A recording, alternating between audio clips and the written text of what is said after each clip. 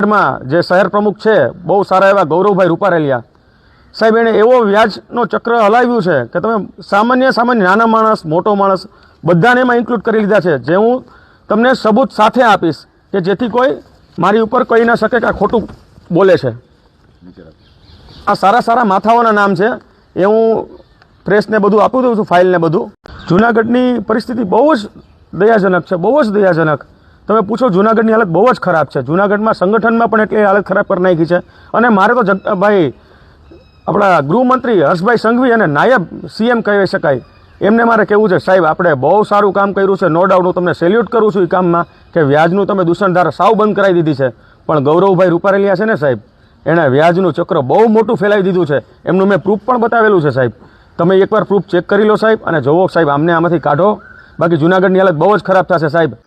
દિનના દરવાજાથી માંડી અને જવા રોડ સુધી પૂછશો ને કે વ્યાજ બટાવવાના ધંધામાં કોનો હાથ છે, કોનો ત્રાસ છે, તો તમને વિશેષ માહિતી મળશે. એક વાર નહીં, બે વાર નહીં, ત્રણ વાર ભારતીય જનતા પાર્ટીની જ્યારે જુનાગઢ મહાનગરની ટીમ ડિક્લેર થઈ, ભારતીય જનતા પાર્ટી જુનાગઢ મહાનગરની નવી જવાબદારી નિયુક્ત થઈ, ત્યારથી સતત આક્ષેપો કરવા આ વાત પાયા વિહોણી છે.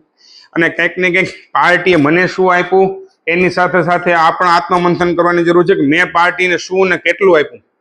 ચિત્રગુપ્ત મૌર્યની જેમ પાર્ટીમાં જે ચોપડો લખાઈને એવું કેન્દ્ર સરકાર અને પ્રદેશના નેતૃત્વ આ ચોપડો લઈને બેઠા છે. તમે જે કંઈ કામ કરો છો એ પાર્ટીમાં પ્રદેશ લેવલે પણ એમની નોંધ થાય છે. પ્રદેશ અધ્યક્ષશ્રી, પ્રદેશ મહામંત્રીશ્રી, અમારા ઝોનના મહામંત્રીશ્રી અને જુનાગઢ મહાનગરના પ્રભારીશ્રી, આ ચાર જે અમારું શીર્ષ નેતૃત્વ છે એમને પણ આમનાથી સવિશેષ માહિતગાર કરવામાં આવ્યા છે. અને એમને પણ આ પૂરા કેસની માહિતી છે. એમની પણ લાગણી એવી છે કે એક પરિવારમાં આરતીબેનને જ્યારે એવડી મોટી જવાબદારી સોંપવામાં આવી છે ત્યારે આવું શું કામ થઈ રહ્યું છે, આ માટે પ્રદેશ પણ ચિંતિત છે. ભારતીય જનતા પાર્ટીના શીર્ષ નેતૃત્વને આ પૂરતી જાણ થતાં એમને ચર્ચા કરીને વહેલી તકે આમની ઉપર કોઈને કોઈ શિસ્તભંગના પગલાં લેવાય એવા પ્રયત્નો ચાલી રહ્યું છે. અને સસ્તી પ્રસિદ્ધિ માટેનું જ આ કાવતરું છે એવું ચોક્કસપણે લાગી રહ્યું છે. હોદ્દાની લાલસાઓ માટે આ પ્રમાણેનું આ કાર્ય કરી રહ્યા છે. જૂનાગઢમાં સોના અને ચાંદીના દાગીનાની ખરીદી માટેનું વર્ષોથી વિશ્વસનીય સ્થળ એટલે જય ભવાની જ્વેલર્સ, જ્યાં સ્ટાન્ડર્ડ 22 કેરેટ હોલમાર્ક વાળા સોના અને ચાંદીના દાગીનાનો છે વિશાળ એસી શોરૂમ. શોરૂમની એક જ મુલાકાત આપ અમારા કાયમી ગ્રાહક બની જશો.